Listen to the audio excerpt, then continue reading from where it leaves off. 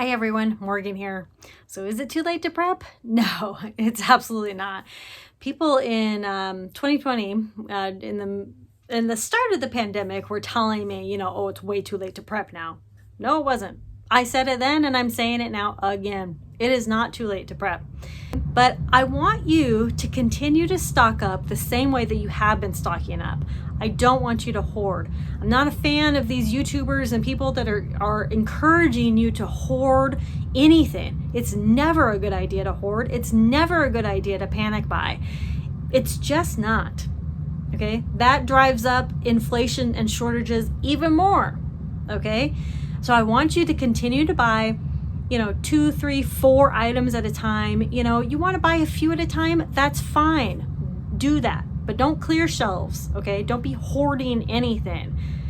In addition to continuing to stock up on food and water, when you can, right? If you see it on the shelf, get it, right? Don't regret it later because it's more expensive now or it's gone completely. If you see it on the shelf and you can afford it, go ahead and get it, right? Don't regret it later. But also, I want you to start really getting involved with your community. I think this is the prime time right now to be getting involved with your community and finding your local farms. It's finding your neighbors that have chickens or, finding that farm that's, really close to you that has milk. I found a farm about 20 miles away that has milk and eggs. We don't have chickens right now. They have milk and eggs. And I was like, score.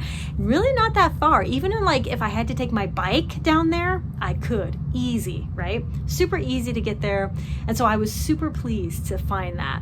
And so I bookmarked it and I printed it out and all that. So I do want you to find your local farms, your local community, get involved.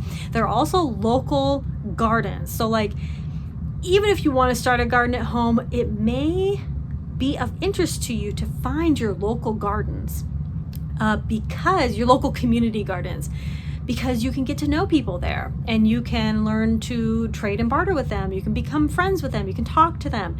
They usually have meetings and volunteering days and things like that. And, you can offer to volunteer and whatever. So your local community gardens can be a really great spot to meet people, help out with the community gardens, that kind of thing. At the same time, be gardening at home. I don't care where you get your seeds. I literally don't care. Okay? The dollar store, great. Go get some seeds. I do not care where you get them, and throw them into the ground. Water them, watch them grow. I mean, literally, that's all I want you to do. Throw them into some pots, dig up dirt from the ground and throw it in some pots. Okay.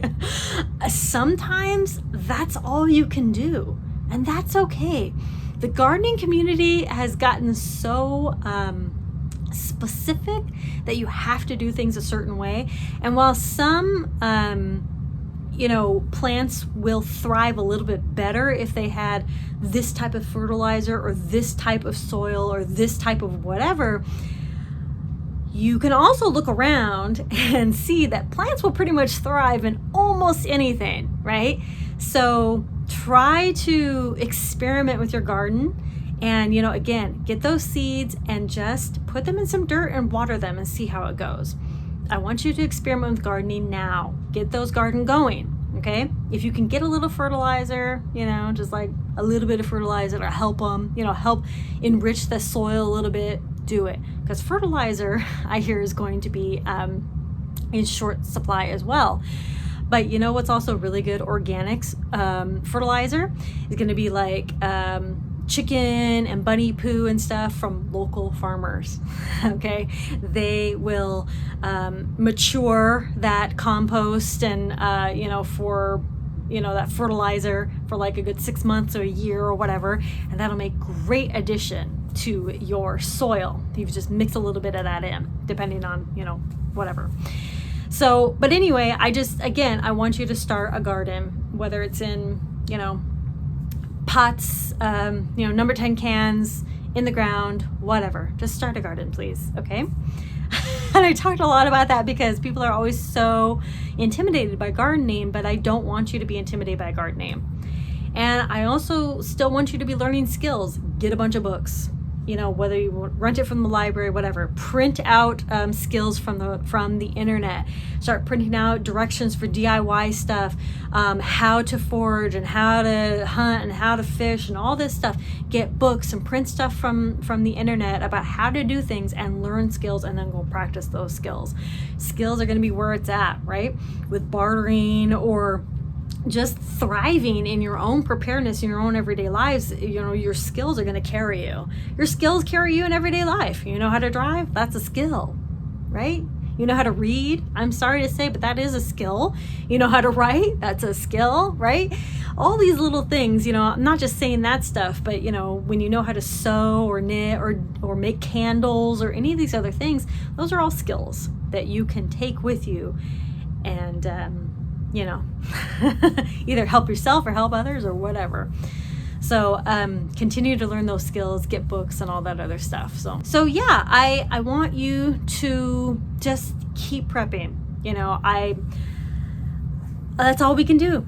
And the way that we combat everything that's going on in the world is to take it step by step, to continue to take it step by step. Don't hoard. I know a lot of people want to get into debt or any of this other stuff because they think there's just going to be this huge collapse of society. But remember, you still have to live day to day. While you're waiting for society and everything else to collapse around you, you still have to live day to day. Still got to pay those bills. You still got to pay that debt. And I don't want your day-to-day life to be in ruins because you're trying to prep for the end of the world.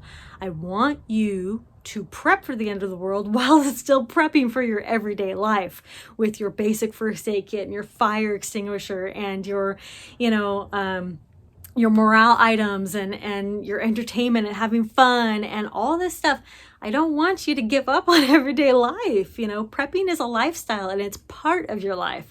It's not, it's not just to prep for the end. It's a part of your life. It's for every day. It's to be prepared for whatever happens, whether that's your car breaking down or the apocalypse, whatever, right?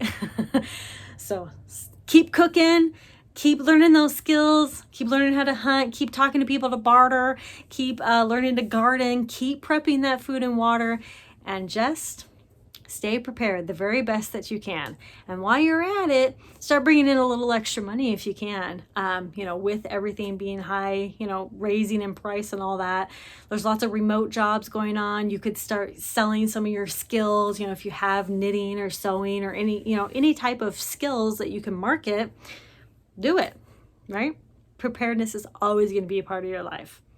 So keep learning those skills and keep staying prepared. I'll talk to you later. Bye.